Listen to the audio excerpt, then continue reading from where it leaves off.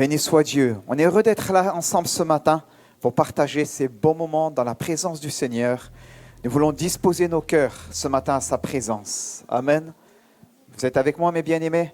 On veut disposer notre cœur à sa présence et nous croyons qu'il veut nous bénir ce matin durant ce temps et qu'au travers de la louange, au travers des dons, au travers de la parole, au travers de la Sainte Seine, il va passer au travers de nous, il va enrichir notre existence ce matin, il va laisser dans nos cœurs ce bon dépôt dont nous avons besoin afin que nous puissions sortir de ce lieu enrichis et bénis. Amen. Béni soit Dieu. Amen. Alléluia. Alléluia. Ce matin, pour ceux qui le peuvent, je vous invite à vous lever. Est-ce que vous êtes dans la joie ce matin? Alléluia. Nous sommes venus dans ce lieu pour rencontrer notre Seigneur parce qu'il est dans ce lieu avec nous. Il est avec nous tous les jours. Et ce matin encore, nous voulons le célébrer, lui dire combien il est bon. Alors, je t'invite à ta voisine, à ton voisin, de lui dire, je chanterai combien notre Dieu est grand. De tout ton cœur, le chante-le et dis-lui à ton voisin que tu es dans la joie ce matin. Alléluia. Amen. Parce que c'est le Seigneur qui te donne cette joie, que sa joie est parfaite, que cette joie te remplisse de tout ton cœur ce matin. Amen. Alléluia. Je chanterai de tout cœur les merveilles de Jésus mon sauveur.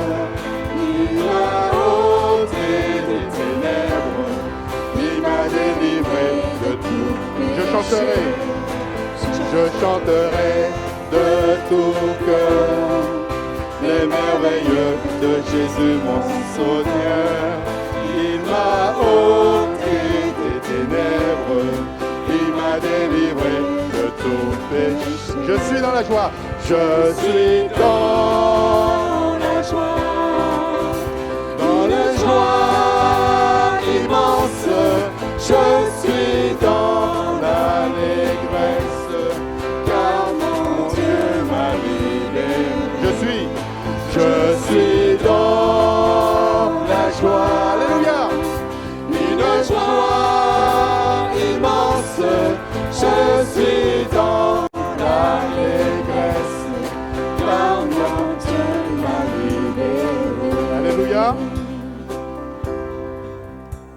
Il y a quelque chose qui ne fonctionne pas. Est-ce que vous êtes dans la joie ce matin? Que cette joie se reflète dans votre cœur, mais sur votre visage aussi. Parce que ça doit ressortir. Alléluia. Alors on va le rechanter encore ce matin. Je chanterai. Amen.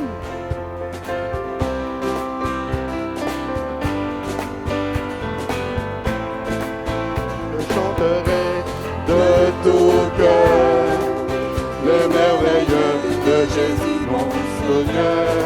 Il m'a ôté des ténèbres, il m'a délivré de tout péché. Je chanterai de tout cœur les merveilles de Jésus mon Seigneur. Il m'a ôté des ténèbres, il m'a délivré de tout péché. Je suis dans la joie, une joie immense.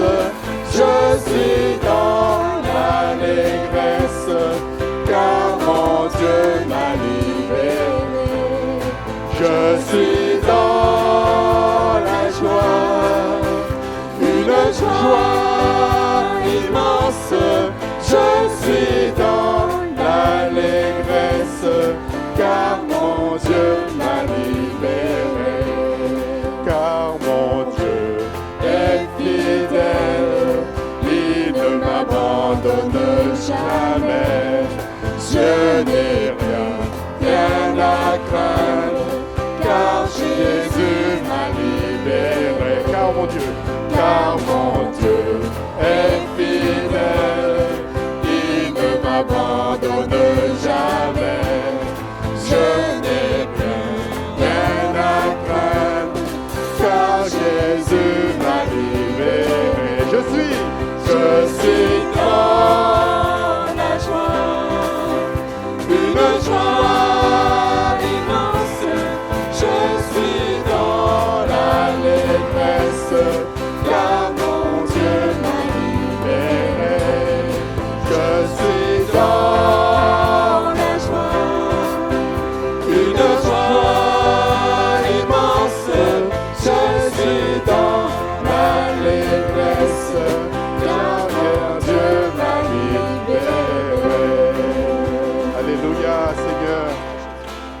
libère ce matin, Jésus.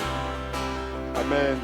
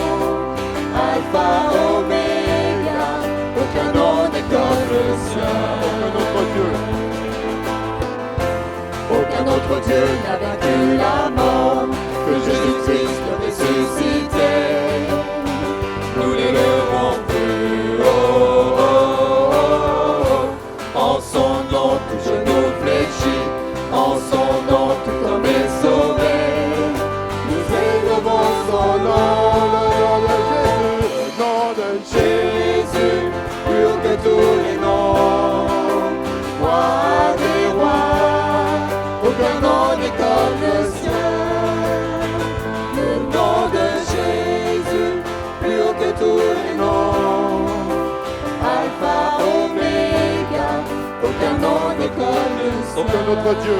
Alléluia. Aucun autre Dieu n'a vaincu la mort que Jésus-Christ ressuscité. Nous l'élevons plus haut. En son nom, tout genou fléchit.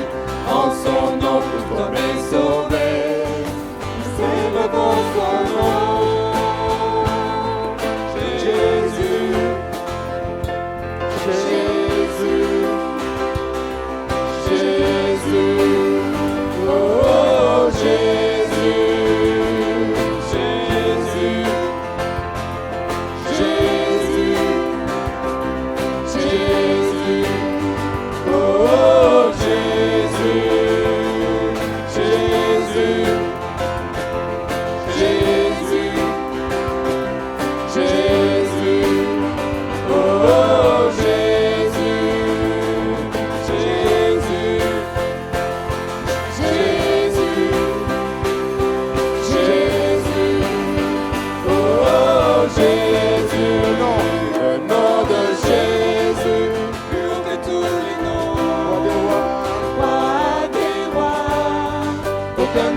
Comme le ciel, le nom de Jésus, plus haut que tous les noms, Alpha, Oméga, aucun nom n'est comme le sien. Le nom de Jésus. Alléluia. On le reprend.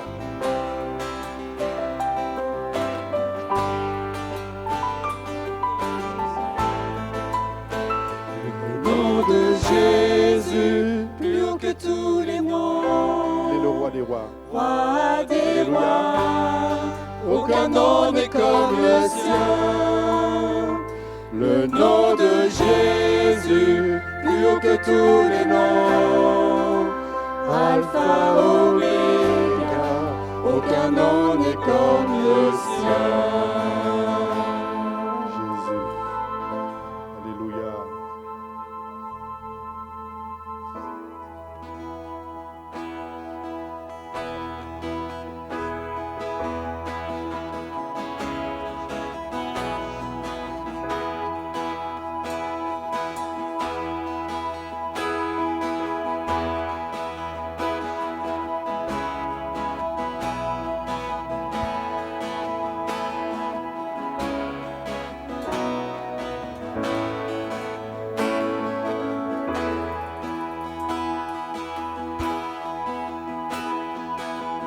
Qui suis-je pour que le roi des cieux m'ouvre ses bras?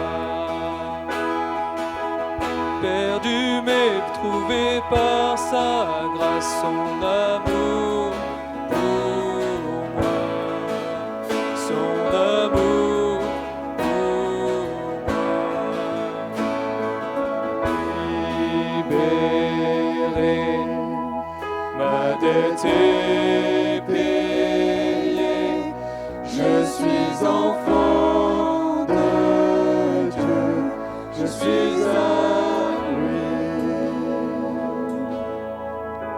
Et Dans sa maison, j'ai trouvé ma place, je suis enfant de Dieu, je suis à lui. Il m'a racheté à la croix grâce à son âme. J'étais esclave du péché, mais il m'a sauvé. oui, Jésus t'a sauvé. Jésus m'a sauvé. La dette est payée. Oh Jésus. Alléluia. Je suis enfant. Alléluia, Jésus. Je suis à lui. Tu as ta place dans sa maison ce matin. Et dans sa maison, j'ai trouvé ma place. Je suis enfant de Dieu, je suis à lui. Je suis choisi et affranchi. En toi, je sais qui je suis. Tu es pour moi, pas contre moi. En toi, je sais qui je suis. Je suis choisi et affranchi. En toi, je sais qui je suis. Tu es pour moi, pas contre moi. En toi, je sais qui je suis. Oui, en toi, je sais que je suis. En toi, je sais qui je suis. Il m'a libéré. Alléluia. Je suis enfant de Dieu. Je suis enfant. Oh Jésus. Je suis à lui. Dans ta maison, Seigneur, j'ai trouvé ma place. Alléluia, Jésus. J'ai trouvé ma place. Je suis enfant de Dieu. Je suis à lui. Je suis choisi, Seigneur. Je suis choisi et affranchi. En toi, je sais qui je suis. Tu es pour moi, pas contre moi. En toi, je sais qui je suis. Il t'a choisi. Je suis choisi et affranchi. En toi, je sais qui je suis. Tu es pour moi, pas contre moi. En toi je sais qui je suis. Je suis choisi. Je suis choisi et affranchi. En toi je sais qui je suis. Alléluia. Je suis pour moi, pas contre moi. En toi je sais qui je suis. Oui, en toi je sais que je suis. En toi je sais qui je suis. Il m'a libéré,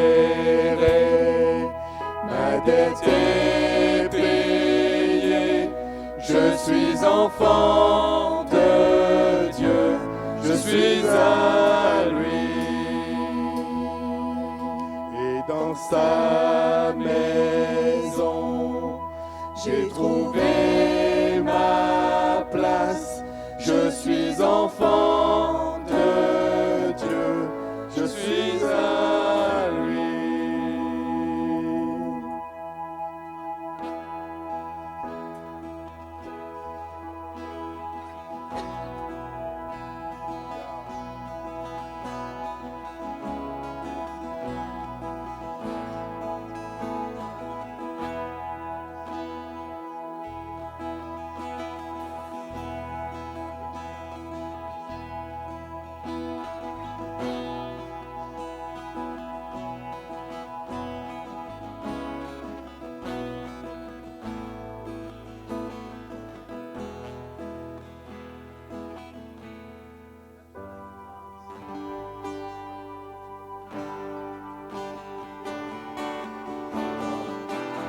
Ce matin, Jésus, viens renouveler, Seigneur, viens restaurer, Jésus. Alléluia, mon âme soupire après toi ce matin. Jésus.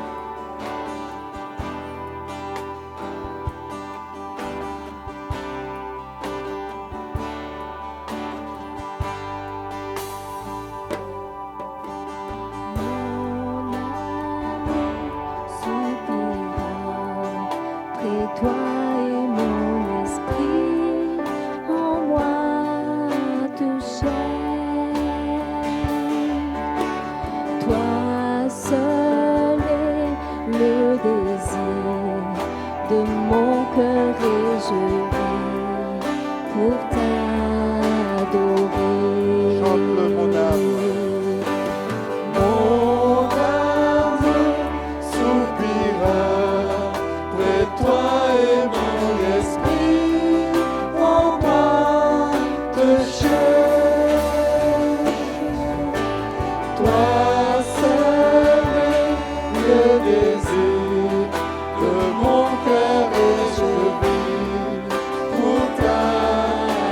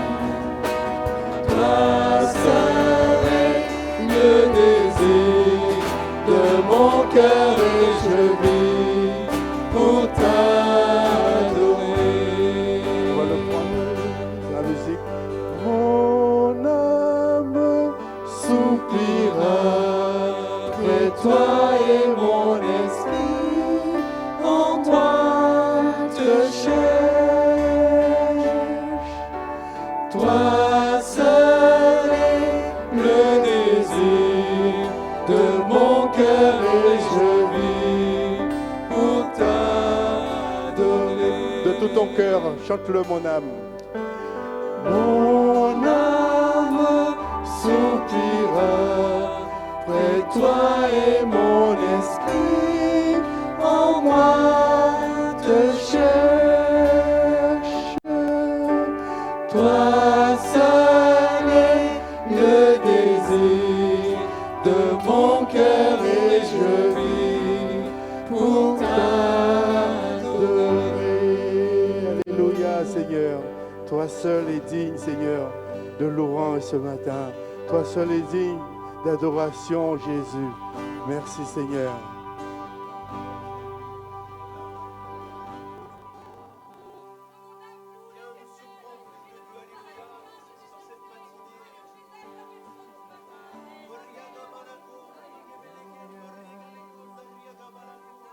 Alléluia. Béni soit Dieu.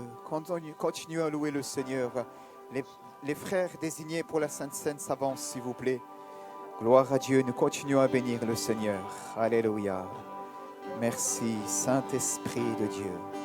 Alléluia. Merci, Saint-Esprit de Dieu. Alléluia. Les frères désignés s'avancent tout de suite, s'il vous plaît. Merci beaucoup. Alléluia.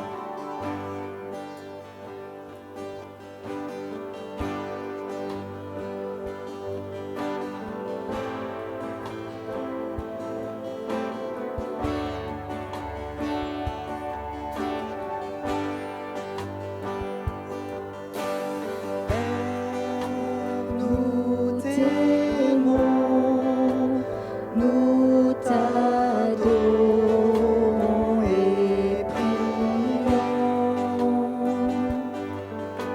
Sur la terre, glorifie ton nom.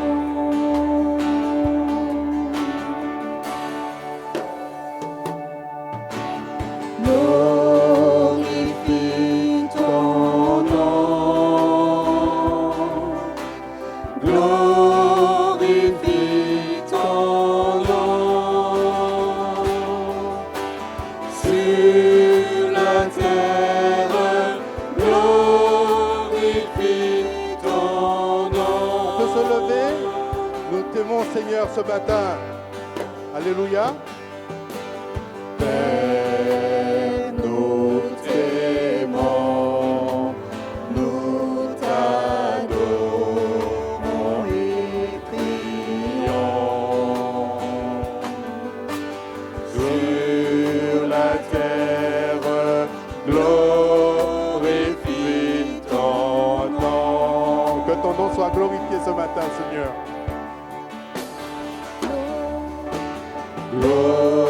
Glorifie ton nom.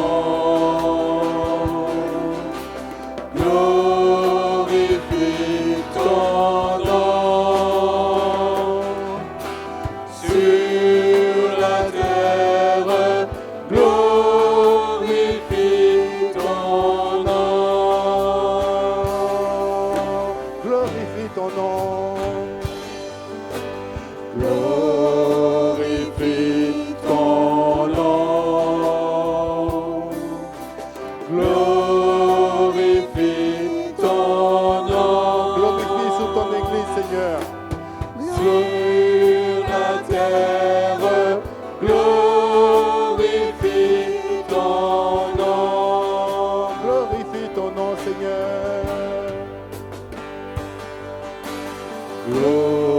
Glorifie ton nom. Glorifie ton nom. Sur la terre, glorifie ton nom.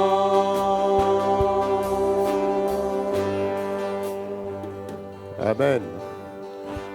Louez l'Éternel, car il est beau de célébrer notre Dieu, car il est doux, il est bienséant de le louer.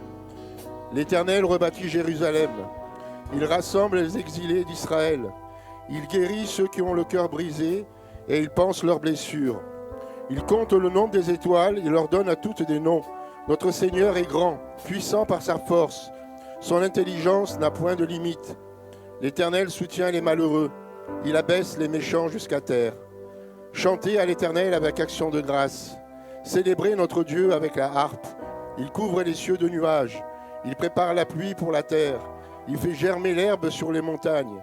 Il donne la nourriture au bétail, aux petits du corbeau quand il crie. Ce n'est pas dans la vigueur du cheval qui se complaît. Ce n'est pas dans les jambes de l'homme qu'il met son plaisir. L'Éternel aime ceux qui le craignent, ceux qui espèrent en sa bonté. Amen. Seigneur, nous voulons ce matin encore nous tenir dans ta présence, Seigneur. Nous sommes là pour prendre ce pain et ce vin. Nous rappelons le sacrifice ultime qui a été accompli sur la croix du Calvaire, Seigneur. Oui, Seigneur, tu as donné ta vie sur la croix, Seigneur. Ton corps a été meurtri, ton sang a coulé, le sang de l'agneau, Seigneur, ce sang si précieux. Et ce matin, nous sommes là, Seigneur, près de toi, Seigneur. Nous sentons ta présence, qu'il est bon de sentir cette présence. Et ce matin encore, tu vas nous faire du bien, Seigneur. Tu vas passer dans les rangs, Seigneur. Tu vas toucher le cœur de chacun. Oui, que ce matin, nous ayons vraiment des cœurs disposés, ouverts pour recevoir ta sainte parole. Cette parole que tu vas bénir, Seigneur, notre serviteur qui va la porter, Seigneur Jésus. Merci pour tous tes bienfaits. Merci parce que nous savons que tu es notre rocher, notre salut. Tu es celui pour lequel nous pouvons toujours compter, Seigneur. Même dans les épreuves que nous passons, chacun d'entre nous, tu es là pour nous relever, nous fortifier, nous rendre encore plus forts, Seigneur. Merci pour tout ce que tu fais, Seigneur, et que vraiment toute la gloire ce matin te revienne. Amen. Sur la terre, glorifie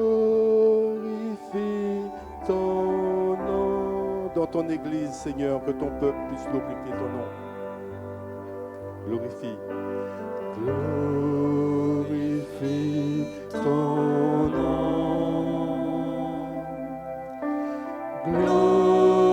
Glorifie ton nom.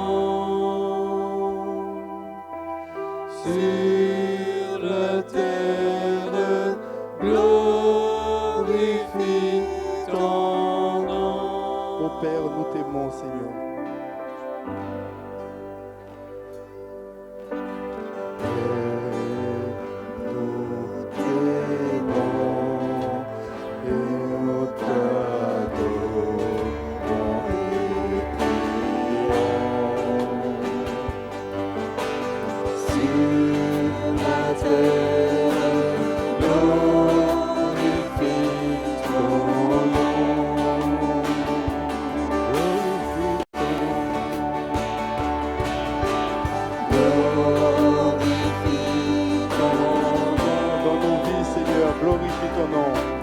Glorifie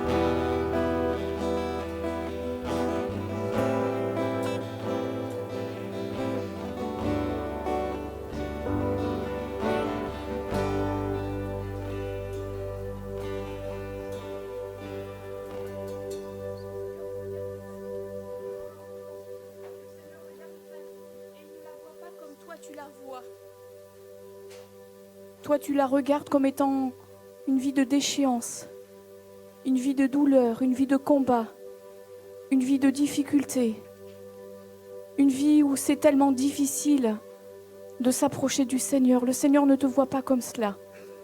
Le Seigneur voit plus loin, il voit comment tu vas devenir. Le Seigneur voit ta vie, comment devenir, et non pas en l'état actuel. Le Seigneur aimerait t'encourager à reprendre le chemin, à reprendre la destinée qu'il a prévue pour ta vie, à revenir vers lui de tout ton cœur, parce que Dieu ne voit pas de la déchéance dans ta vie, mais il voit les projets qu'il a formés pour toi. Il voit un avenir, il voit de l'espérance. Ce matin, ne laisse pas le diable venir à nouveau accuser ton âme et t'empêcher de rentrer pleinement dans les projets que le Seigneur a prévus pour ta vie. Le Seigneur veut te délivrer du regard que tu as toi-même sur ta propre vie et te permettre de regarder comme lui il voit avec ses yeux et te permettre à nouveau de reprendre le chemin. Le Seigneur t'aime. Le Seigneur a déposé des choses sur ta vie et tu le sais. Mais tu ne te sens pas capable. Et finalement, tu te dis que tu n'es pas à la hauteur de tout ce que Dieu a pu déposer. Et ça te culpabilise. Et ça t'empêche d'aller plus loin. Et finalement, tu te recroquevilles sur toi-même. Et tu te dis même que ça ne vaut plus le coup. Parce que tu ne te sens pas à la hauteur. Dieu ne te demande pas d'être à la hauteur. Il te demande simplement ton cœur. Il te demande de t'agenouiller dans ta chambre et de lui permettre d'agir au fond de ton cœur. Parce que lui voit différemment de ton regard. Il voit ce que tu vas devenir. Le Seigneur aimerait vraiment t'encourager ce matin et le laisser agir au plus profond de ton cœur et changer ton regard sur toi-même afin qu'il puisse te former, te façonner parce qu'il a vraiment des projets pour ta vie.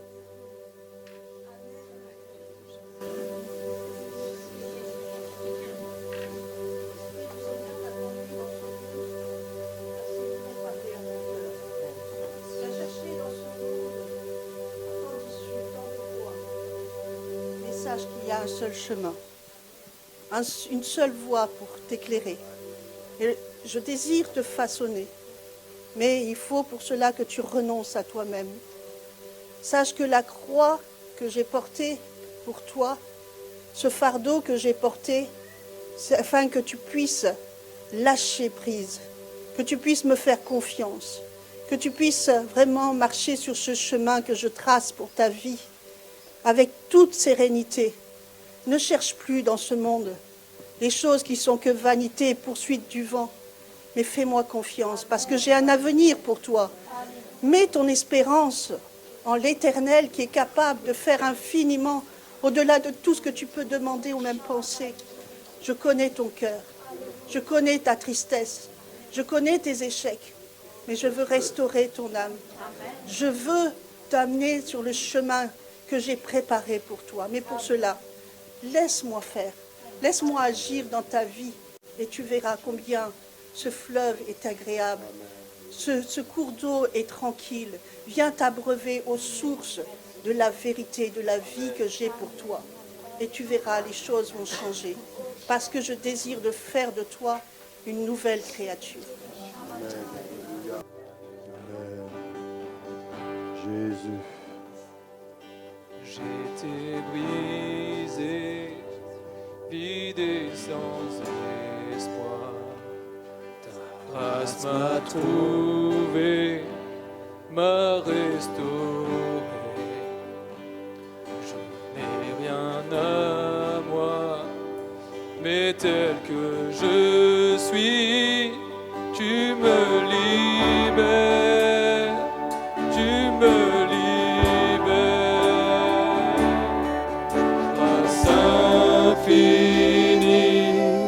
De notre Dieu qui un jour m'a sauvé. Oh, j'allais errant de lieu tu m'as retrouvé. Et maintenant je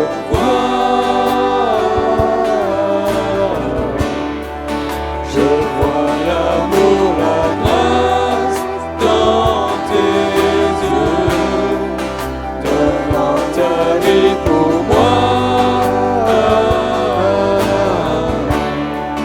me ramenant de la mort à la vie.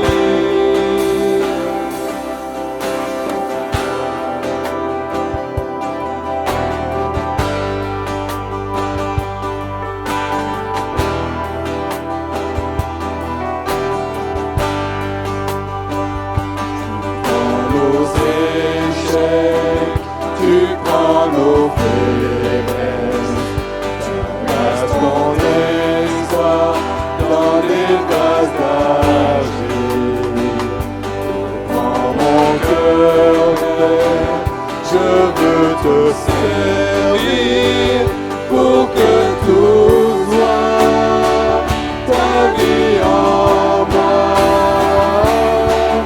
Grâce infinie de notre Dieu qui un jour m'a sauvé. Oh, j'allais errant de lieu en lieu quand tu m'as retrouvé.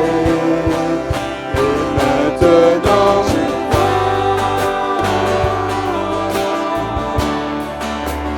vois l'amour, la grâce dans tes yeux, donnant ta vie pour moi,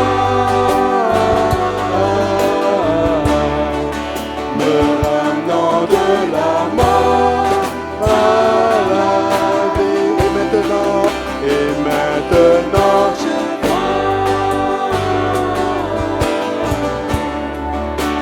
vois l'amour, la grâce dans tes yeux, me ramenant de la mort. Alléluia.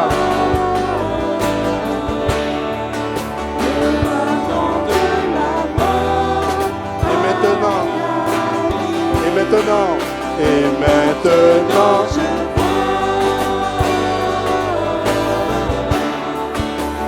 vois l'amour, la grâce dans tes yeux, donnant ta vie pour moi, me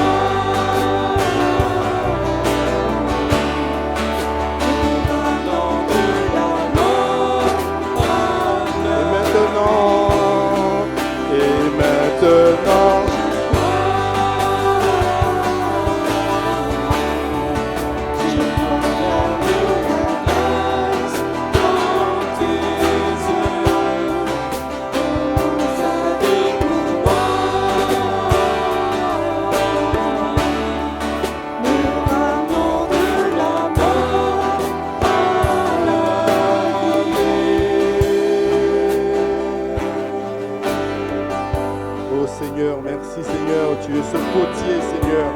Tu dis Seigneur, nous sommes l'argile et toi le grand potier Seigneur. Alors tu nous façonnes ce matin, celui qui a besoin d'être façonné Seigneur. Oh Jésus, toi qui sais toutes choses, toi qui connais toutes choses, viens Seigneur, viens restaurer, viens renouveler. Viens par ta grâce Seigneur nous remplir de toi. Viens Seigneur nous éclairer Seigneur. Merci Seigneur pour ta parole qui va être annoncée. Merci pour ta grâce dans nos vies Seigneur. Nous te louons, nous t'adorons Jésus. Alléluia, béni soit Dieu. La musique va continuer à jouer, on va juste le reprendre. Et maintenant, je vois, pour reprendre ensemble ce cantique. Amen. Pendant le service des offrandes, nous voulons bien apporter aussi ce que nous avons réservé là en offrande pour le Seigneur et le continuer à le bénir et l'adorer. C'est aussi un acte d'adoration pour notre Dieu.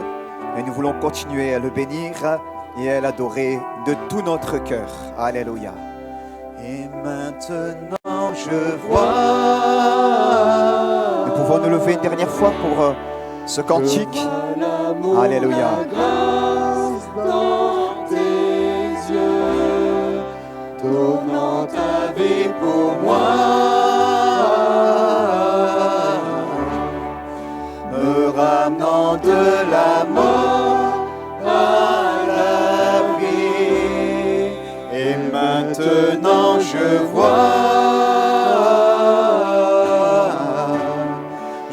vois l'amour, la grâce dans tes yeux, donnant ta vie pour moi, me ramenant de la mort à la vie. Une dernière fois ensemble. Et maintenant je vois, Alléluia. je vois Alléluia. l'amour, la grâce dans tes yeux, me rend ta vie pour moi, Alléluia. me ramenant de la mort à la vie. Alléluia. Sois loué, Seigneur Jésus. Oui, Jésus. Alléluia. Alléluia. On va terminer ensemble, élevons nos voix quelques instants dans ce lieu. Nous terminons avec notre action de grâce, bien-aimés, notre adoration. Élevons ensemble tous nos voix devant le Seigneur. Alléluia. Dis-lui, Seigneur, je te rends grâce. Amen. J'étais aveugle et maintenant je vois. Dis-lui, comme ce lépreux, eh bien, j'étais impur. Il y avait tellement de choses qui me collaient à la peau. Mais toi, tu m'as lavé, tu m'as purifié. Seigneur, je t'appartiens. Alléluia. Dis-lui, comme cette femme qui a reçu la guérison. Eh bien, Seigneur, merci. Eh bien, pour la guérison de mes maux, la guérison dans mon âme, la guérison dans mon corps, la guérison dans mon psyché. Alléluia. Rends-lui grâce à Dieu. Amen. À ton nom la louange, Seigneur Jésus. À ton nom la gloire, mon Jésus. Alléluia.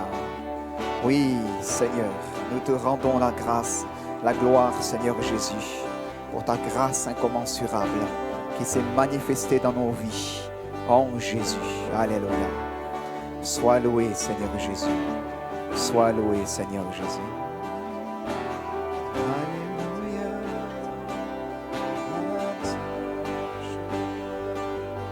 Socorra barakare de hekerodoro socorra bakare de rierede. Shakara bakokorodo koriaradarai. Alléluia. Bénis Dieu à ta place. Alléluia. Adore-le un instant. Le Seigneur est là. Le Saint-Esprit est là. Il te fait du bien. Adore-le maintenant. Adore le Seigneur à ta place. Alléluia. Parle dans de nouvelles langues selon ce que l'Esprit t'a donné dans le nom de Jésus. Alléluia, dans le nom de Jésus. À lui soit la louange, à lui soit la gloire. Alléluia. Alléluia. Béni soit mon Jésus. Béni soit mon Jésus. Il a triomphé de la mort. Il a triomphé de la mort. Alléluia. Sois loué, Sauveur merveilleux Jésus. Alléluia. Socorra bakare de hekeri. Alléluia.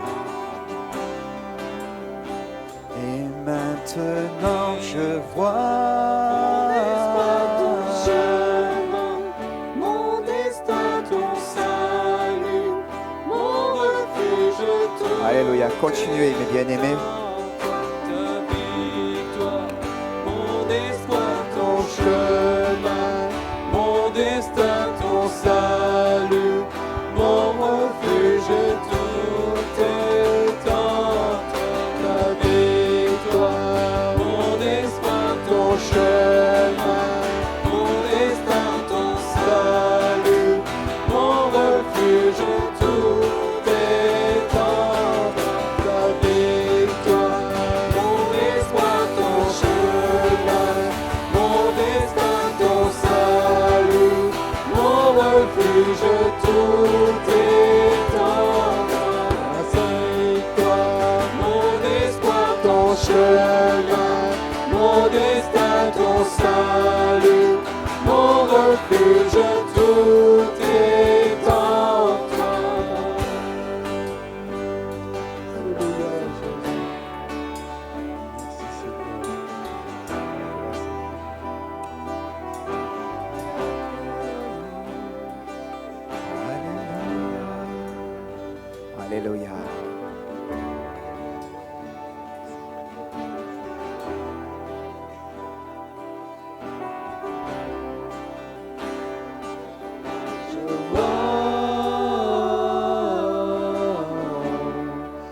Je vois l'amour, la grâce dans tes yeux, donnant ta vie pour moi, me ramenant de la mort à la vie. Et maintenant je vois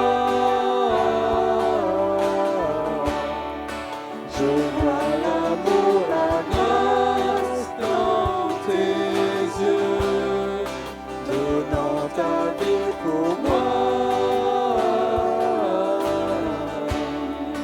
me ramenant de la mort à la vie.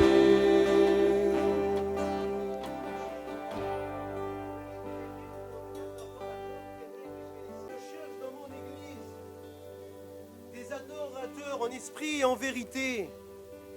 Dans ces temps de la fin, j'envoie un souffle nouveau sur l'église de Cannes-sur-Mer, afin que je cherche encore des adorateurs en esprit et en vérité.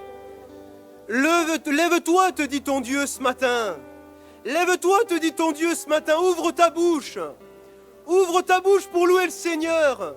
Seigneur, je cherche encore des adorateurs ce matin. Alors lève-toi, te dit Jésus. Lève-toi, te dit le Seigneur, car j'envoie un souffle nouveau sur l'église de Cannes-sur-Mer. Alléluia. Merci mon Jésus, alléluia. Sois loué Seigneur Jésus. Oh Jésus, nous te louons et nous te rendons grâce. Alléluia. Alléluia. Merci Saint-Esprit de Dieu. Alléluia. Seigneur, tu agis au milieu des louanges de ton peuple et nous te louons Seigneur Jésus. Tu agis au milieu des louanges de ton peuple. Tu ne changes pas Seigneur. Tu es le même hier, aujourd'hui et éternellement. À ton nom la louange Jésus. Alléluia. Alléluia. Merci mon Jésus. Alléluia. Alléluia. Alléluia. Nous bénissons le Seigneur ensemble. Nous lui rendons gloire. Alléluia. Merci Seigneur Jésus. Alléluia. Alléluia. Alléluia. Restons un instant dans la prière, s'il vous plaît. Alléluia. Alléluia. L'Esprit de Dieu est là. Alléluia. L'Esprit de Dieu a parlé.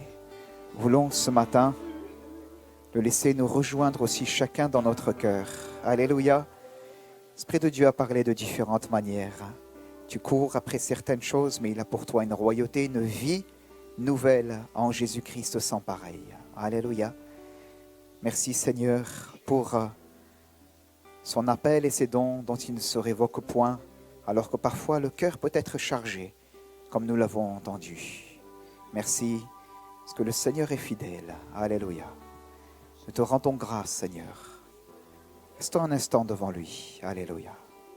S'il vous plaît, laissons-le parler à notre cœur un instant. On va conclure ce temps de louange pour prendre le temps de la parole maintenant. Et disons-lui merci en notre place. Amen. Dis-lui merci à ta place. Tu es une personne nouvelle. Tu viens depuis certain temps. Tu n'es pas encore baptisé d'eau par immersion, mais tu peux aussi lui dire merci à ta place. Tu es légitime.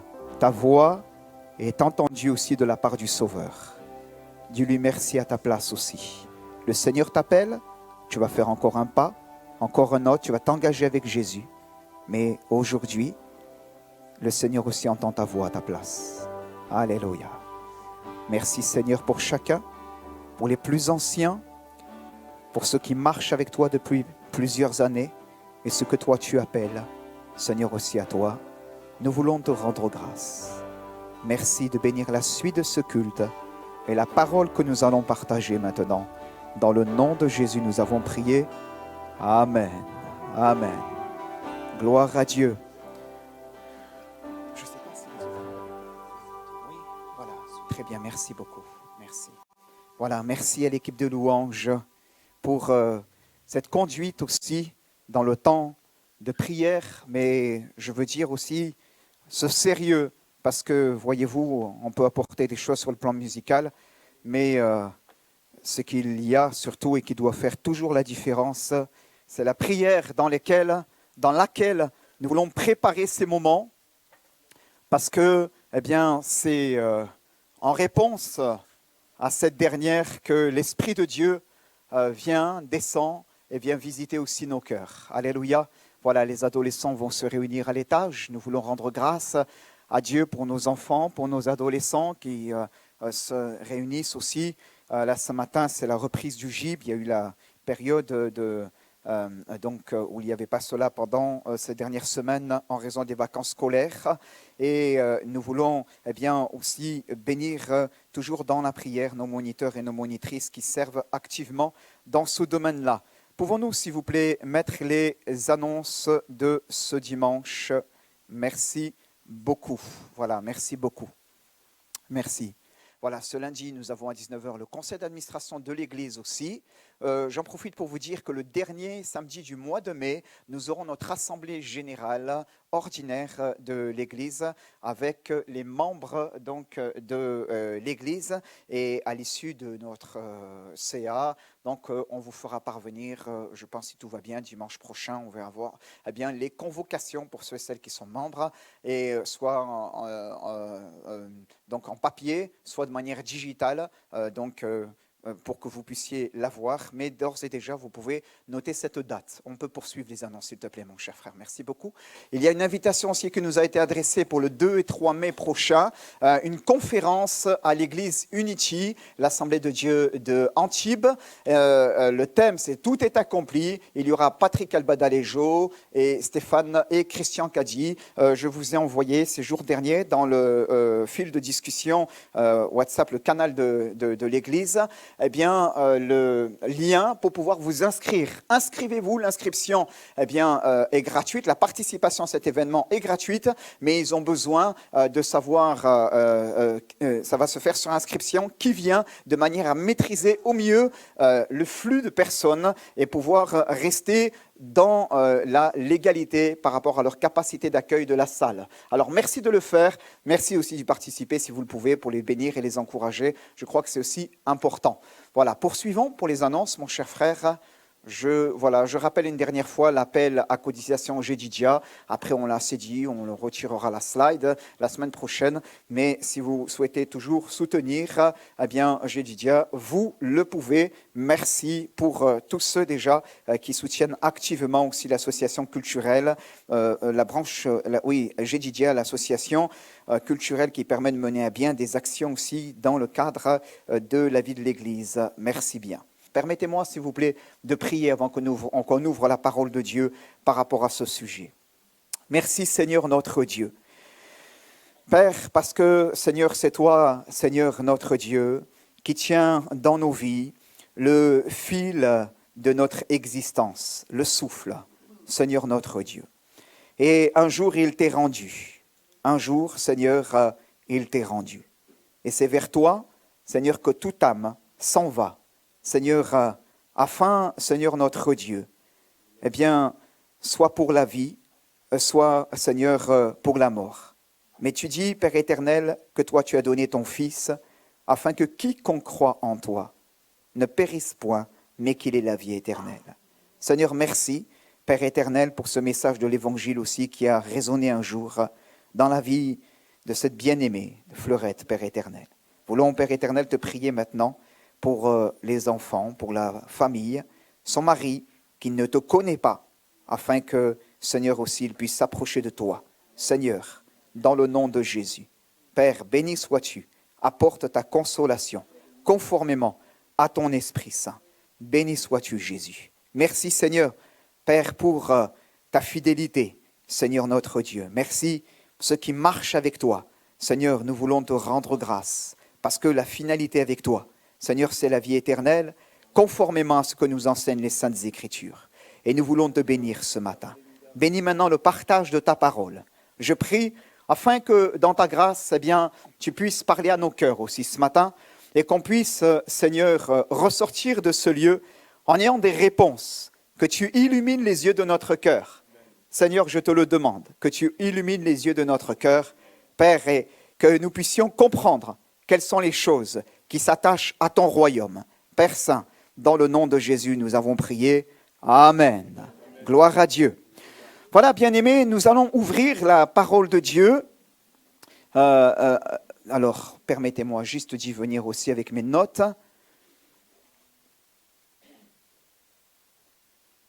Voilà, nous allons ouvrir... Ah non, ce n'est pas celle-là.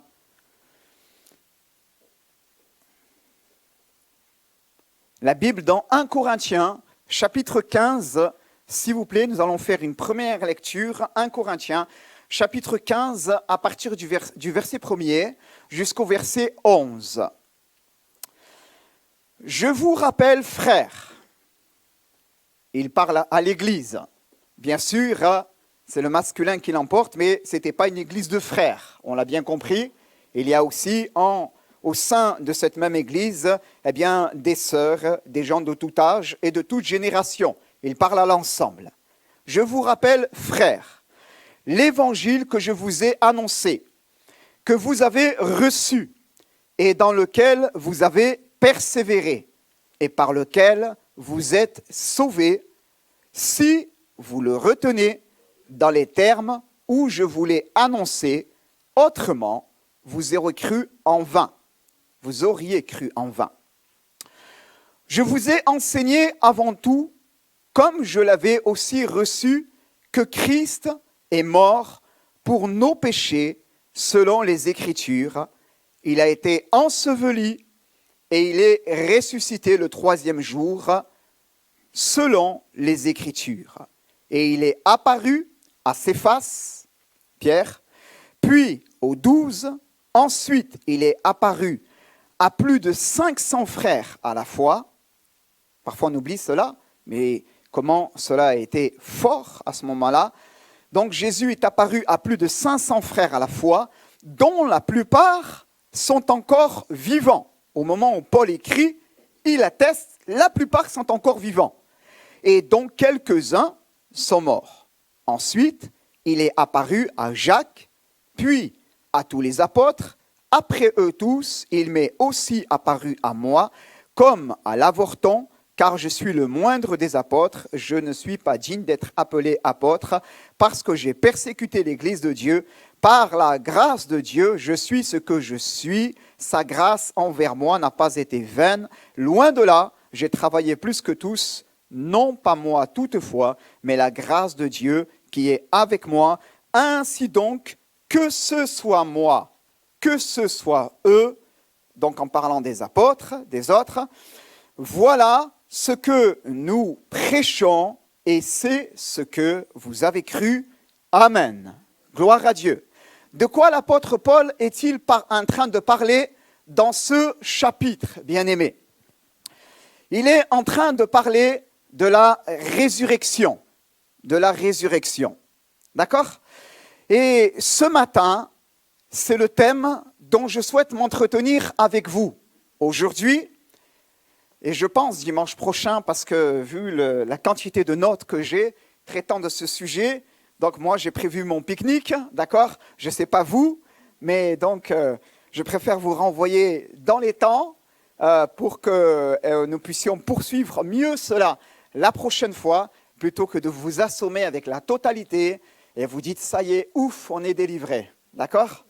Alors, bien-aimés, c'est un sujet dont on n'entend pas toujours parler dans nos églises. Vous êtes d'accord avec moi?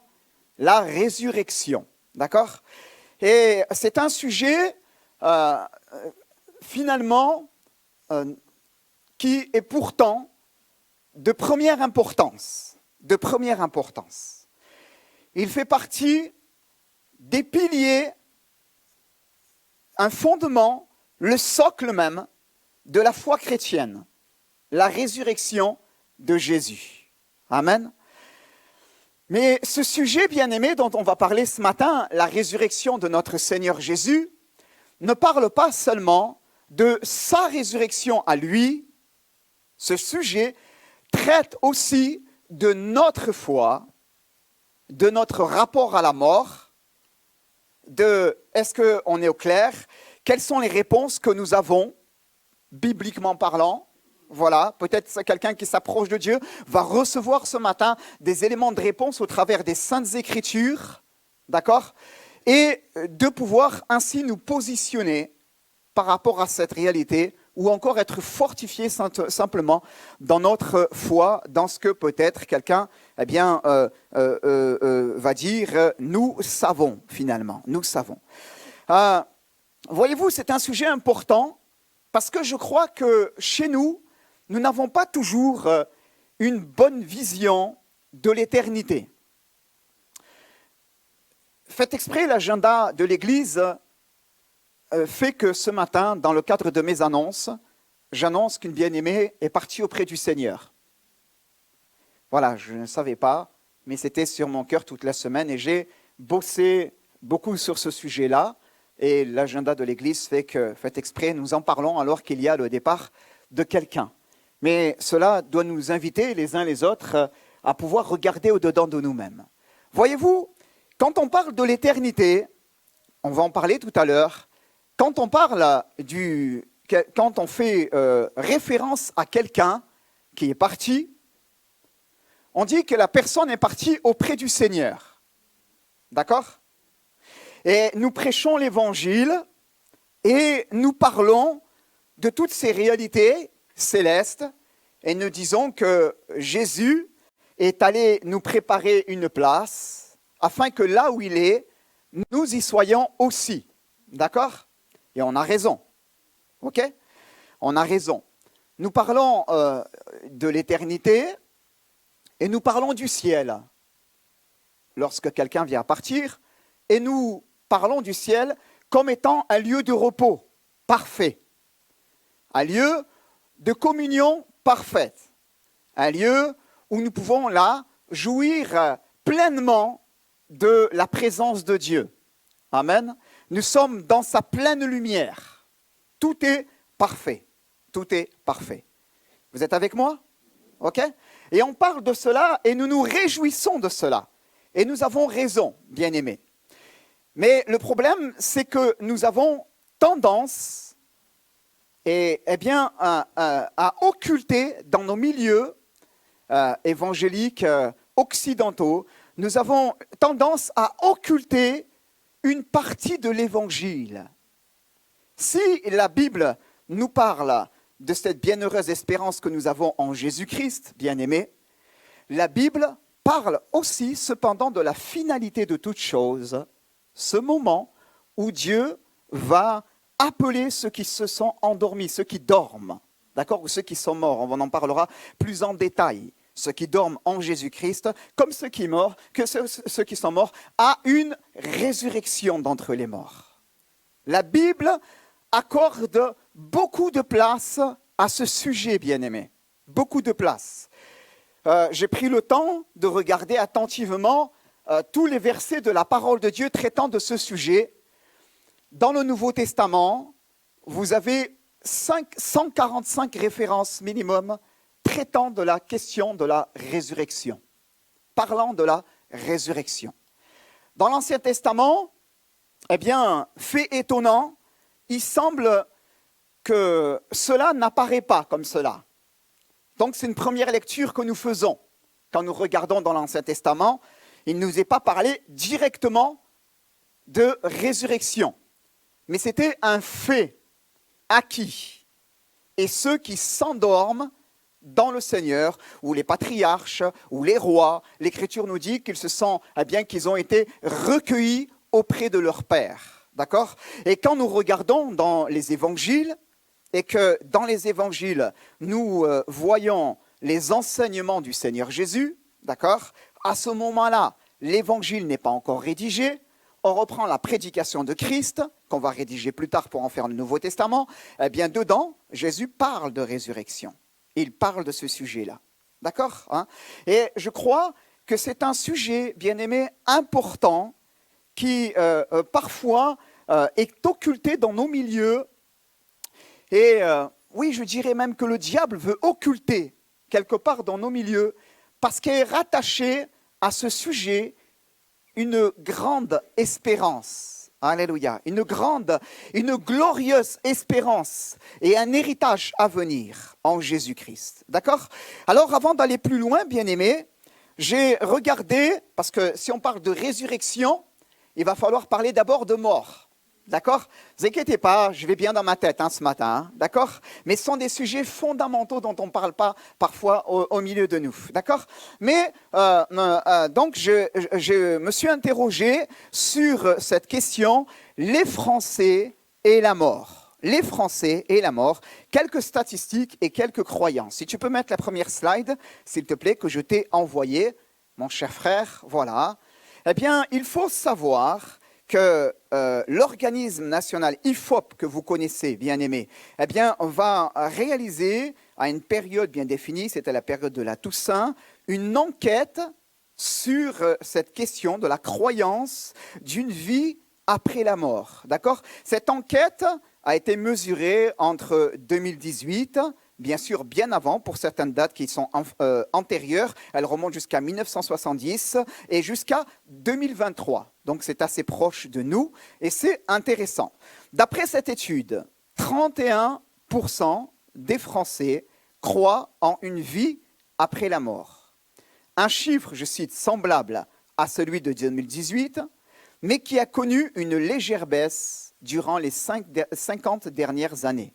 En revanche, la part des personnes interrogées et habitées par le doute a doublé sur cette même période. Notez bien cela, bien-aimés. On parle de nos Français. La part des personnes interrogées et habitées par le doute, autrement dit, je ne sais pas, je n'ai pas de réponse, etc. Cette part-là, elle a doublé sur la même période quand 16% ne se prononçaient pas sur la question en 70. Elles sont 33% à ne pas avoir d'avis tranché en 2023.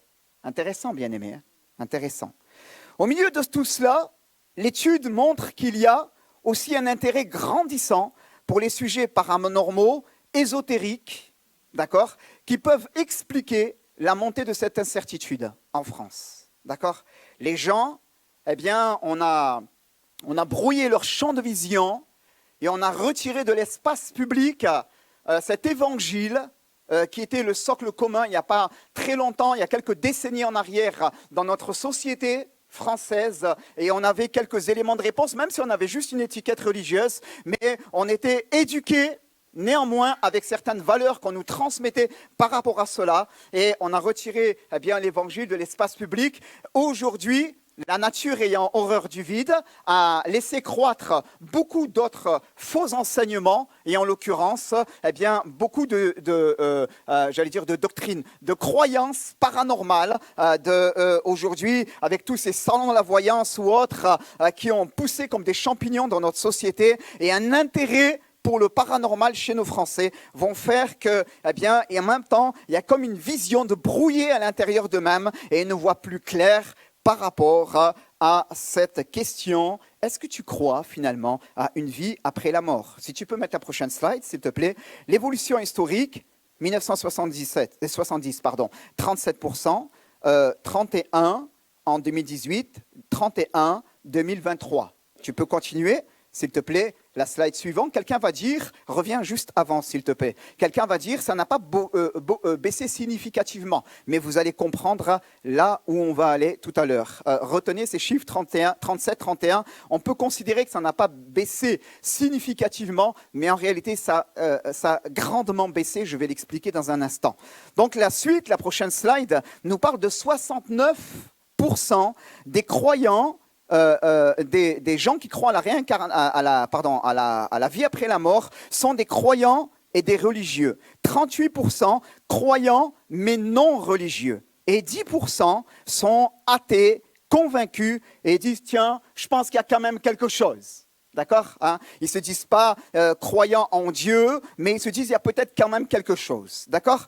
Donc cette étude dit que les jeunes sont plus sensibles à ces phénomènes et sont plus nombreux à croire à une vie possible. 41% des moins de 35 ans sont dans ce cas. 41% des moins de 35 ans croient à une vie après la mort. 41%. Mais notons finalement cet élément dans l'étude qui explique le terrain sur lequel nous sommes en train d'aller, qui est un terrain dangereux, un terrain glissant dans notre société. En 48, ces 41% regroupent la jeunesse qui croit à la réincarnation en réalité. En 48, plus de 6 Français sur 10 étaient partisans de la vie éternelle. D'accord, on va en parler ce matin. Jésus va dire à Marthe et à Marie, crois-tu cela? Ton frère vivra. Crois-tu cela? Donc, en 48, on remonte un petit peu en arrière, plus de 6 Français sur 10, c'est conséquent, étaient partisans de la vie éternelle. 75 ans plus tard, dans un contexte de baisse d'influence de la religion dans le quotidien, l'enquête explique que ce chiffre a été divisé par 2 pour atteindre 27% et que la croyance en la réincarnation a pour sa part augmenté ces 20 dernières années, passant de 22% en 2004 à 32% en 2023. Reviens juste avant la slide, avant s'il te plaît. Et on comprend bien ces 31% qu'il y a en 2018-2023. Ce n'est pas que les croyants, c'est pas que les Français, croient à une vie après la mort, au sens où nous l'entendons, mais en réalité, tu peux passer à la slide suivante, s'il te plaît, merci beaucoup. Eh bien, dans cet échantillonnage, il y a beaucoup de personnes qui, en vérité, croient à la réincarnation. C'est d'ailleurs la seule croyance mesurée dans cette étude qui enregistre une progression en termes d'adhésion des Français. C'est intéressant, bien aimé, à souligner. Hein? Vous êtes avec moi ou quoi? C'est intéressant. Une progression portée par les jeunes générations. Pourquoi? Parce que les moins de 35 ans sont plus de 4 sur 10 à se pencher sur cette hypothèse et parce que pour la plupart d'entre eux, eh bien, ils n'ont pas été élevés, éduqués, enseignés dans les choses qui appartiennent à la Bible. Comprenez? Donc, ce qui va faire qu'une nouvelle génération va naître en France, va embrasser une croyance concernant l'éternité, la vie après la mort, mais elle n'a strictement rien à voir avec la définition biblique, bien-aimés. Comprenez? Donc, et je vous passe ce que cette étude va mettre en évidence sur l'inhumation, etc. Donc, c'est aussi très intéressant, bien-aimés. Elle pose des questions très claires sur notre rapport à l'inhumation. Et finalement, on se rend compte que ça a drastiquement changé aussi dans le paysage français à cause de ces réalités-là aussi. Donc, j'en arrête là, bien-aimés, pour ce point d'introduction qui nous parle, j'ai noté, des Français et la mort, quelques croyances, quelques statistiques. Peux-tu mettre la prochaine slide, s'il te plaît? Pas la prochaine slide, mais le verset biblique, Hébreux 9, 27 que je t'ai donné. Hébreux 9, 27. La Bible déclare, Hébreux 9, 27, qu'il est réservé aux hommes de mourir une seule fois, après quoi vient le jugement. D'accord? La Bible ne défend pas l'idée de la réincarnation.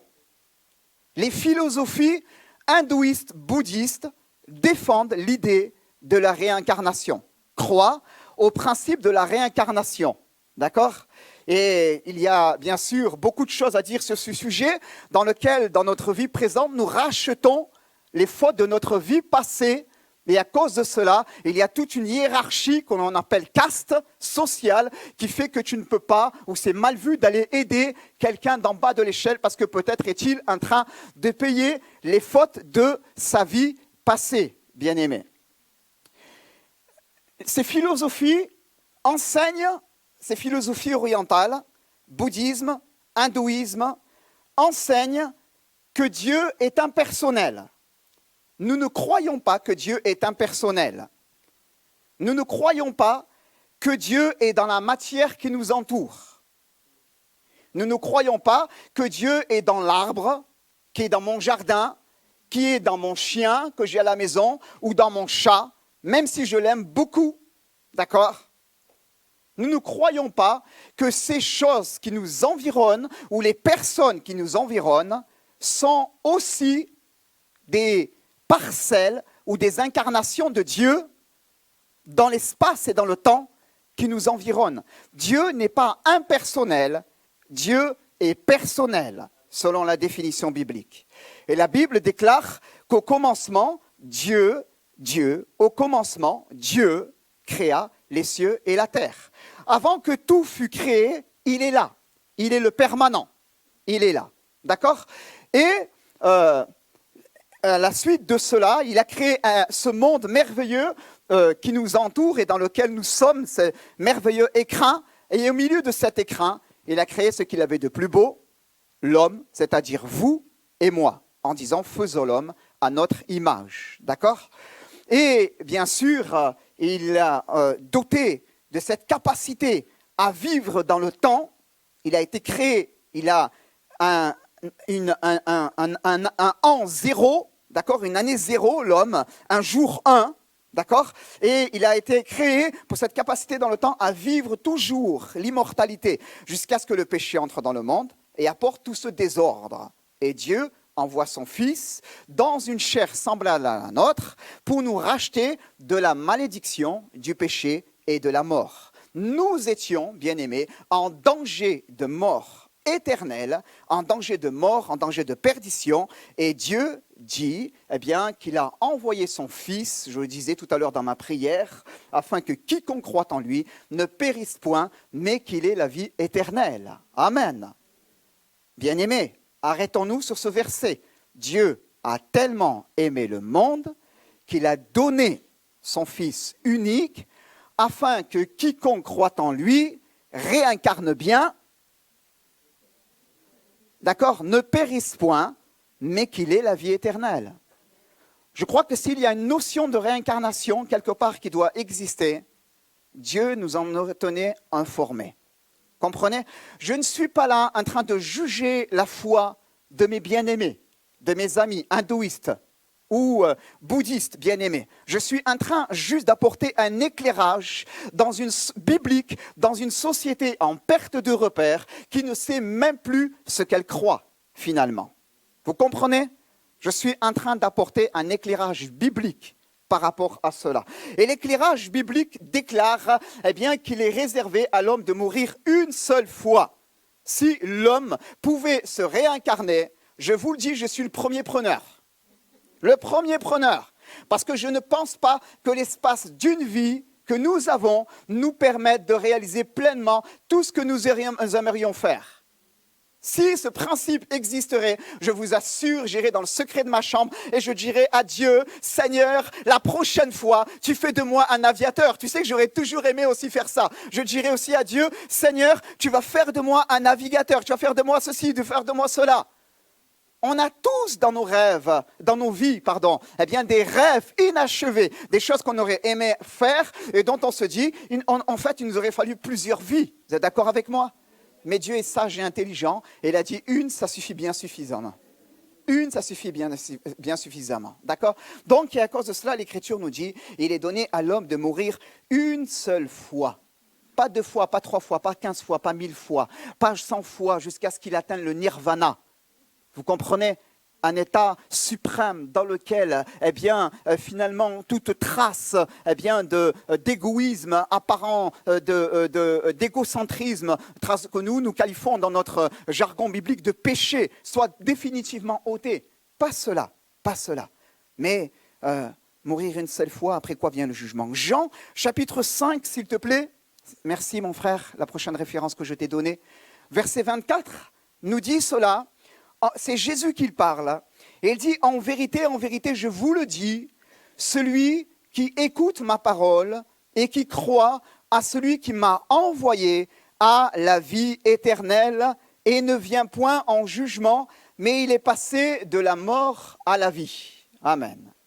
Le verset précédent, que nous avons lu, nous dit, il est donné à l'homme de mourir une seule fois, après quoi vient le jugement, et Jésus apporte une précision par rapport à ce verset que nous avons lu en Jean chapitre 5 verset 24 et il dit « Celui qui écoute ma parole et qui croit à celui qui m'a envoyé il a la vie éternelle et il ne vient pas en jugement. De quel jugement parle-t-on? De ce jugement que nous avons lu tout à l'heure en Hébreux 9, 27. Mais il est passé de la mort à la vie. Alléluia. Bien-aimés, c'est le message de l'Évangile. La Bible déclare qu'il est donné à l'homme de mourir une seule fois, après quoi vient le jugement. Mais la Bible déclare aussi qu'à nous qui croyons, qui avons placé notre foi en lui, nous ne viendrons pas en jugement, bien-aimés. Mais nous sommes passés de la mort à la vie et nous avons en lui la vie éternelle, bien-aimés. Amen. C'est important à souligner. Quand nous parlons de l'espérance du ciel, de l'éternité, de notre glorieuse espérance, nous devons garder à l'esprit que Dieu appellera toute âme en jugement, soit pour le bien, soit pour le mal qu'il a fait. D'accord? Que Dieu appellera tous les hommes issus de cette création à la résurrection au dernier jour. Lisez Apocalypse chapitre 21. Mais que ceux qui ont cru en lui ne viendront pas à ce jugement-là, le grand trône blanc. Tous ceux qui ne furent pas trouvés inscrits dans le livre de vie furent jetés dans les temps de soufre et de feu, qui est la seconde mort.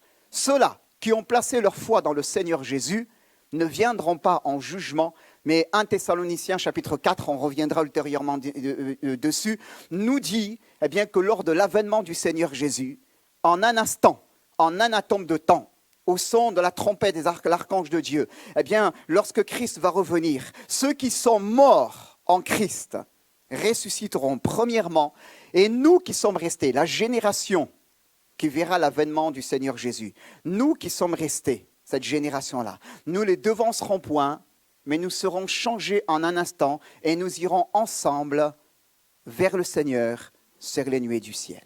Alléluia. C'est l'espérance des croyants, bien-aimés. C'est important. L'espérance des croyants, j'en parlerai plus en détail la semaine prochaine parce que nous ne pouvons pas en parler ce matin, bien-aimés. Mais il faut comprendre, on s'arrêtera largement sur 1 Corinthiens chapitre 15.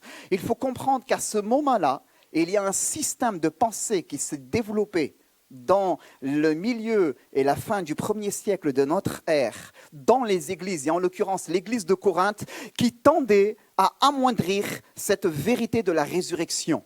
Et les gens étaient en train d'embrasser seulement une partie de la vérité. Il est auprès du Seigneur, il est bien, il se repose. Mais la Bible ne nous parle pas seulement de cela, elle nous parle de la glorieuse résurrection d'entre les morts. Amen. Béni soit Dieu. Permettez-moi simplement de vous citer quelques références. Tout à l'heure, nous reviendrons, mon cher Gérard, à la vidéo, dans Luc chapitre 16, d'accord?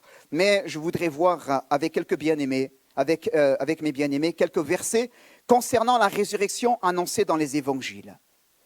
La Bible me montre que Jésus lui-même va parler et va annoncer sa propre résurrection. D'accord?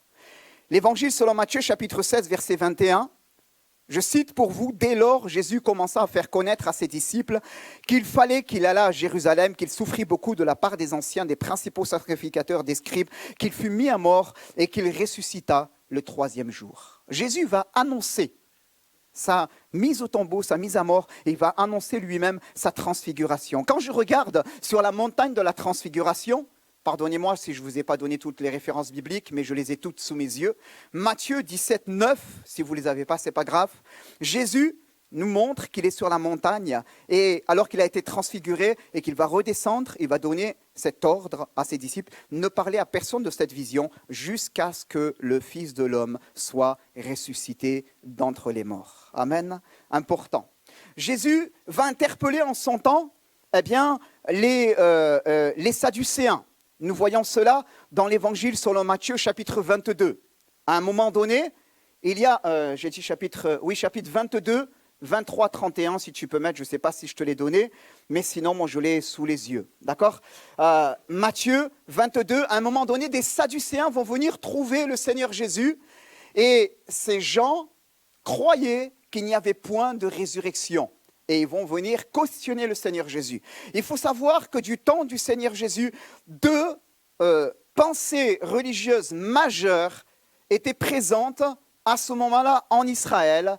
C'était celle des pharisiens qui considérait que la résurrection corporelle des morts était une réalité, la résurrection était une réalité, et une autre, c'était les Sadducéens, ils croyaient à des réalités spirituelles, mais ils ne croyaient pas à la résurrection d'entre les morts. Et Jésus, bien sûr, on connaît cette histoire, alors qu'ils vont le questionner sur une femme qui s'est mariée, qui a perdu son premier mari, qui en a eu 7, et les 7 sont décédés, ils n'ont pas pu avoir de descendance, et vont poser cette question à Jésus au verset 30, à la résurrection des hommes, verset 28, à la résurrection desquels sera-t-elle donc la femme, car tous l'ont eu. Et Jésus, bien sûr, va démonter leur argument en disant, vous ne comprenez décidément rien, à rien. Et Jésus, au verset 30, va dire, à la résurrection, les hommes ne prendront point de femmes et les femmes point de mari, mais ils seront comme les anges de Dieu dans le ciel. Pour ce qui est de la résurrection des morts, n'avez-vous pas lu ce que Dieu vous a dit? Eh bien, il est le Dieu d'Abraham, d'Isaac et de Jacob. Il est le Dieu des vivants et non pas le Dieu des morts, l'Écriture nous dit. Amen. Permettez-moi d'aller un petit peu plus loin. Lorsque Jésus va mourir sur la croix, il nous est dit que là aussi, il y a un phénomène étrange qui va se passer quand Jésus va expirer à la croix. Matthieu 27, 52 et 53, merci si tu peux le mettre. Il est dit que quand Jésus va mourir sur la croix, les sépulcres, c'est-à-dire les tombeaux de plusieurs s'ouvrirent et plusieurs corps des saints qui étaient morts ressuscitèrent. D'accord? Et au verset 53, étant sortis des sépulcres, après la résurrection de Jésus, ils entrèrent dans la ville sainte et apparurent à un grand nombre de personnes. Voyez-vous, c'est un détail parfois des évangiles que nous passons sous silence. Mais quand Jésus va être crucifié, il va ressusciter, dans ce laps de temps des morts que la Bible qualifie de saints, d'accord, plusieurs saints qui étaient morts et qui étaient enterrés à Jérusalem vont ressusciter. Étonnant, bien-aimés, étonnant. Vous imaginez le tremblement de terre, le ciel obscurci pendant 3 heures, la voix du Fils qui se fait entendre dans un cri déchirant, « Père, je remets mon esprit entre tes mains », le voile du temple qui se déchire, et le centenier qui dit « Assurément, cet homme était vraiment le Fils de Dieu », mais dans le même temps, alors qu'il y a ce tremblement de terre, les cercueils, les sépulcres de beaucoup s'ouvrir. Ce n'est pas les cercueils, c'est les sépulcres, ce sont des tombeaux mettés en envelopper le corps dans un linceul, vont s'ouvrir et les corps de plusieurs des saints vont ressusciter d'entre les morts. D'accord? Et après la résurrection, ils vont même entrer dans la ville sainte. Qu'est-ce que cela veut nous enseigner, bien-aimés? Qu'est-ce que cela veut nous enseigner? Cela veut nous enseigner, bien-aimés, qu'il est celui par lequel nous avons la vie. Amen. Béni soit Dieu.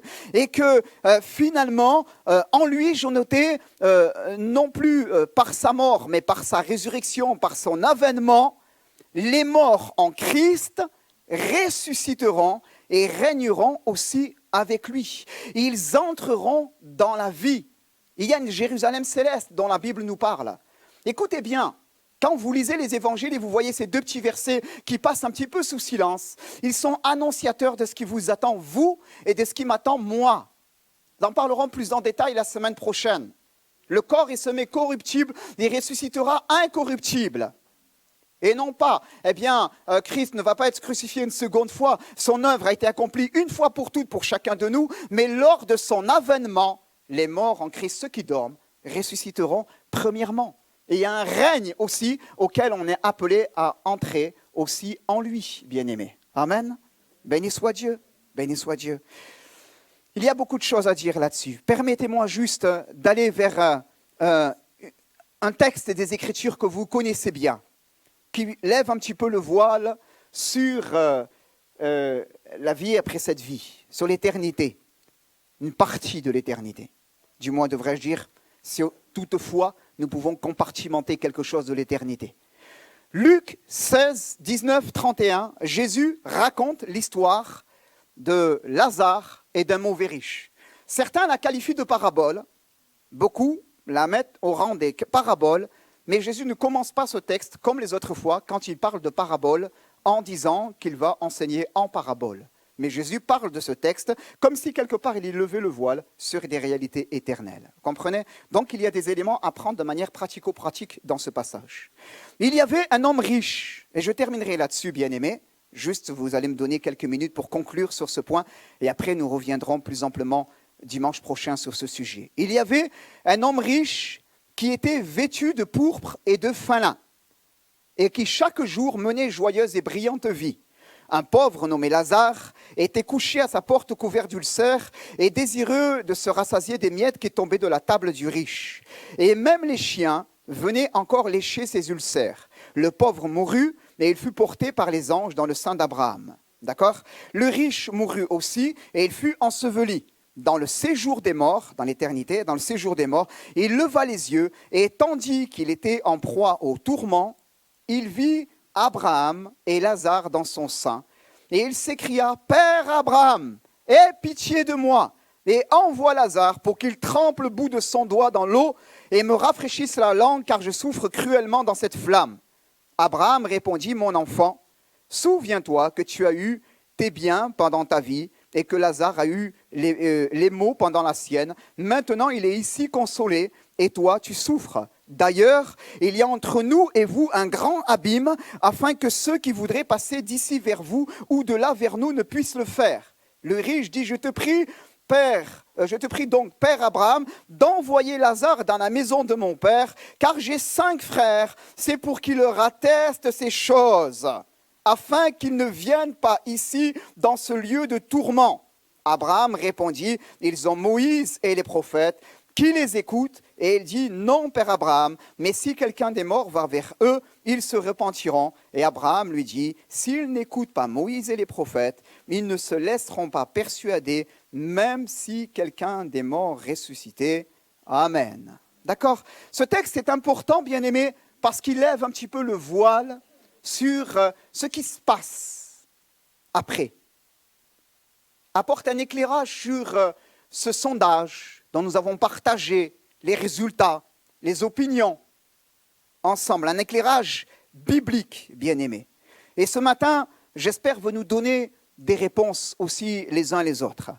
La Bible nous dit, dans ce passage, premièrement, qu'il y a une réalité après cette vie. Il y a des athées qui disent non, il n'y a rien.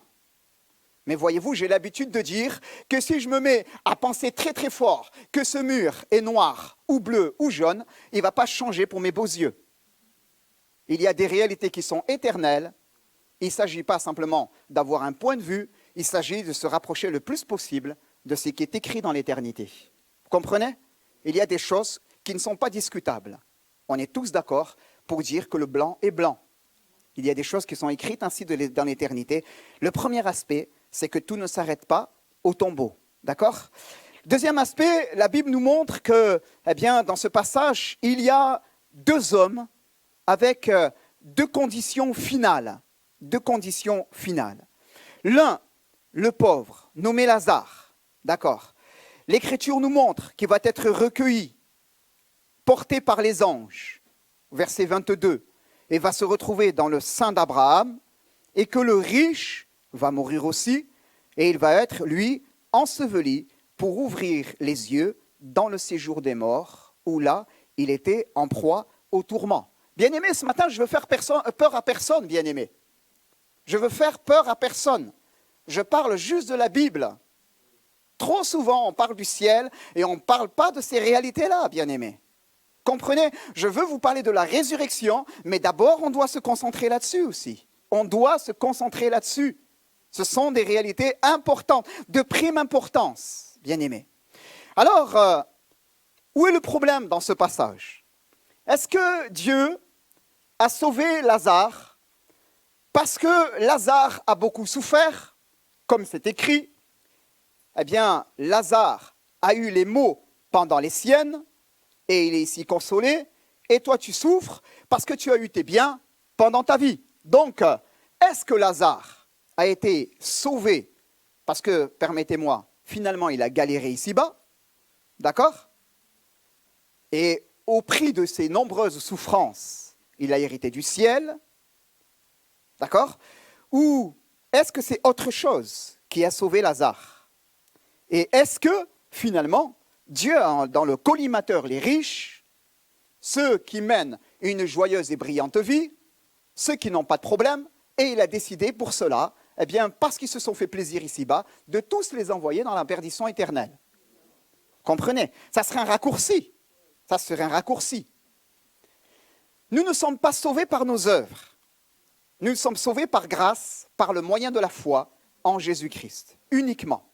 Ce n'est pas parce que ici-bas je peux galérer que nécessairement mes œuvres vont me créer, vont me préparer une place dans le ciel. On dit quelquefois, il a beaucoup souffert, elle a beaucoup souffert, donc à cause de cela, il va dans le ciel. C'est faux de dire ça.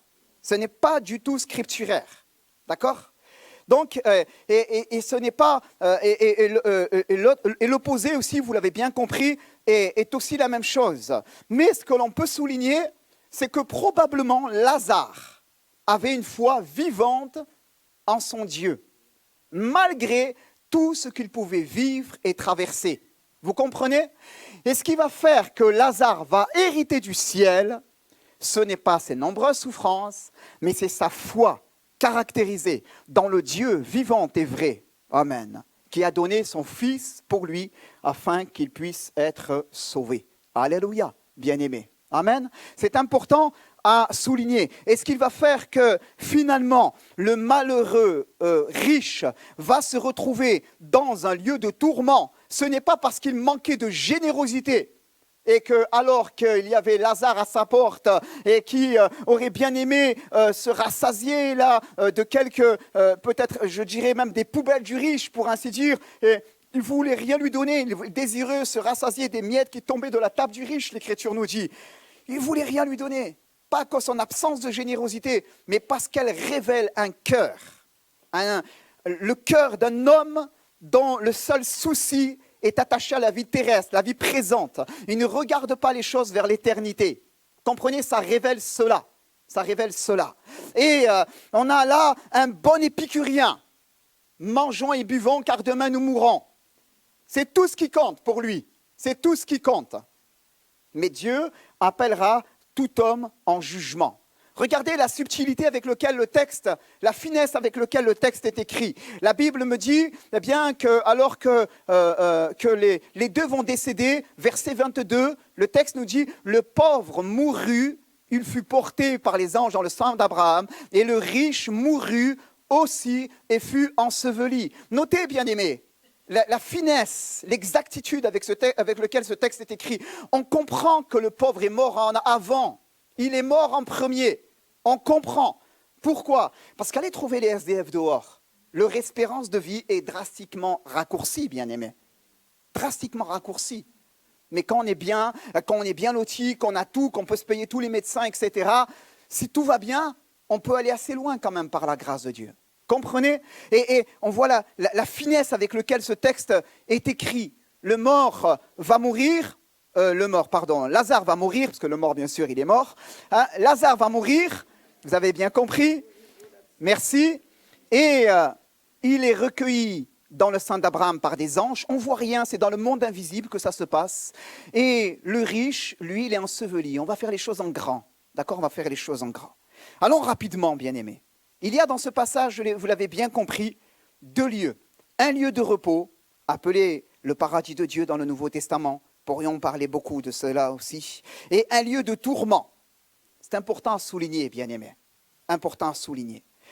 Il y a aussi une réalité, c'est qu'il n'est pas possible, dans l'au-delà, de nous racheter de nos fautes présentes. Il faut être clair là-dessus. Il faut être clair là-dessus. Il n'y a pas de purgatoire. C'est une invention que l'on a tirée des livres apocryphes, mais qui n'a rien, aucun fondement scripturaire. Très isolé, mais aucun fondement biblique. Il le dit aussi, il n'y a pas de possibilité de changer de situation. Verset 26, il y a entre nous et vous un grand abîme, afin que ceux qui voudraient passer d'ici vers vous ou de là vers nous ne puissent le faire. On aimerait bien rebattre les cartes dans l'éternité. Moi le premier, bien-aimé, je vous le dis, parce que je crains Dieu. Je crains Dieu. Ce qui me sauve, ce n'est pas ma connaissance, c'est ma relation à lui. Je crains Dieu. Comprenez, j'aimerais tellement que les cartes soient rebattues. Pour les hommes, pour chacun, pour les miens.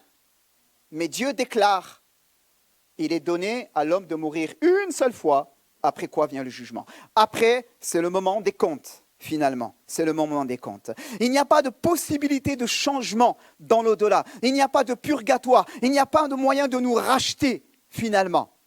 Rien, rien. Sinon, le sort d'un châtiment éternel ou la réalité d'une félicité éternelle. C'est ce qu'il faut retenir, bien-aimés, ce matin. C'est ce qu'il faut retenir.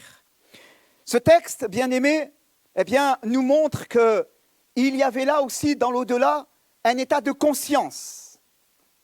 Il y a des milieux évangéliques, je ne vais pas les citer, mais il y a des qui sont vraiment très très en marge, pas vraiment, on ne peut pas les qualifier d'évangéliques, pardonnez-moi, mais qui sont en marge de la chrétienté et qui croient à l'annihilation de l'âme. C'est-à-dire que, Dieu est amour, et parce qu'il ne veut pas que le pécheur non repentant souffre, Dieu va détruire son âme même afin qu'il n'ait aucune notion de souffrance. Rien. Comprenez? Mais c'est faux. C'est faux. Il y a dans l'éternité un état de conscience. Un état de conscience. Il n'y a pas de notion d'annihilation de l'âme où finalement, à un moment donné, j'ai galéré, j'ai trop souffert, mais au dernier jour, Dieu ressuscite les morts et après il nous détruit définitivement et c'est terminé. Donc ça dure un temps et après on ne souffre plus. Non. Il y a un état permanent et un état de conscience dans ces deux réalités, bien-aimés.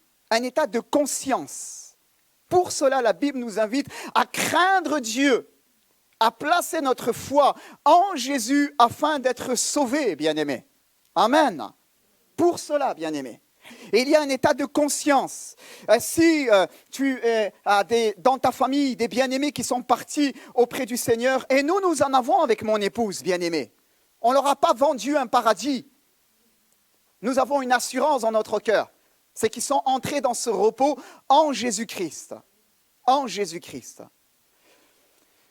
Voyez-vous, et pour ceux qui sont endormis en Jésus-Christ, il y a là ce lieu de repos parfait, où l'âme qui s'y trouve ne souffre pas. Tout est parfait pour elle, tout est bien. Non pas pour un temps indéfini, mais dans l'attente de la résurrection d'entre les morts. D'accord? On est dans le sujet, on en parlera. Le ciel ne s'arrête pas là, le ciel continue avec la doctrine de la résurrection d'entre les morts. C'est important, bien-aimé. Amen. C'est mon sujet premier. D'accord? Et ce passage, alors que nous sommes dans ce repos éternel, la Bible nous dit que de l'autre côté, ceux qui n'ont pas cru, ceux qui ont rejeté énergiquement la foi, le message de l'Évangile, tout cela, il y a un lieu de tourment dont la Bible me parle, qui est réservé à cela. Pourquoi? Parce qu'il y a une notion de libre arbitre que Dieu nous a donnée. Notion de libre arbitre. Dans le ciel, il n'y aura personne qui aura atterri sans faire exprès. Comprenez? Ah tiens, je n'avais pas prévu d'être là. Ah, je suis content. Toute ma vie, j'étais athée. Toute ma vie, j'étais marxiste. J'ai lutté contre Dieu. Mais je suis très heureux. Finalement, je suis sauvé. Personne ne va atterrir dans le ciel, sans qu'en amont, il y ait une relation étroite avec le Seigneur Jésus. Sans qu'en amont, il y ait une foi, il y a quelque chose qui était là. Alors, ne me demandez pas comment Dieu fait son tri. Ce n'est pas mon problème, c'est le sien. Ce n'est pas mon problème, c'est le sien. Ne me demandez pas, et un tel qui se trouve au Népal, qui n'a jamais entendu l'Évangile, des questions saugrenues. Dieu est le Dieu de tous les esprits des hommes, bien-aimés. Il me révèle l'Évangile et il me dit, voilà les éléments dans lesquels tu dois placer ta foi. Le reste, ce n'est pas de ton ressort, c'est du mien. Amen. Il est le Dieu des esprits de tous les hommes. Amen. C'est lui qui soupèsera les œuvres de chacun, ce qu'a été chacun finalement devant sa face. Mais ce texte-là est une invitation à croire pour chacun de nous. Amen. Et je veux terminer là-dessus. Ce texte-là est une invitation à croire pour chacun de nous. Et il nous pose cette question, où est-ce qu'on va passer notre éternité? Amen. Où est-ce qu'on va passer notre éternité? Et tout l'évangile complet, bien-aimé, j'ai beaucoup de références, on va terminer, nous parle de cela, tout l'évangile. Jésus a annoncé en sa chair la réalité de la résurrection. Il va la manifester au travers des cas de résurrection du fils de la veuve de Naïn, ou encore de Lazare, ou encore de finalement la fille de Jairus. Il a manifesté aussi pleinement, l'Écriture nous dit, en sa propre chair, par sa mort et sa résurrection. Si cela n'était pas, il nous l'aurait dit. D'accord ? Et je termine sur ces mots. Ayant parlé à Marthe, à Marie, alors que Lazare était mort, il va leur dire, ton frère vivra. Ton frère vivra. Je suis la résurrection et la vie. Celui qui croit en moi vivra quand bien même il sera mort. Et il rajoute, crois-tu cela ? Alléluia. Je termine là-dessus, bien-aimés. Ce matin, le Saint-Esprit nous interpelle sur ce sujet dont on n'a pas toujours l'habitude de partager, mais qui est ô combien fondamental. Dans une société en perte de repères, Dieu veut nous donner des réponses bibliques solides, afin que nous puissions bâtir notre foi sur ce qui est écrit, non pas sur le système de pensée ambiant, et que nous puissions devenir des véhicules, les uns et les autres, qui vont porter cette bonne nouvelle et donner d'autres réponses valables, scripturaires, à ceux qui ne connaissent pas le Seigneur. Alléluia. Crois-tu cela ? J'espère que ce matin tu y crois. J'espère que ce matin, tu as mis ta vie en ordre devant le Seigneur. Mais on va poursuivre la semaine prochaine. Je voudrais simplement vous inviter à vous lever et on va terminer par la prière, s'il vous plaît. Merci Seigneur, notre Dieu, pour ta parole que nous avons pu partager ce matin. Merci Seigneur parce qu'elle nous interpelle, elle nous invite à réfléchir ce qui est essentiel.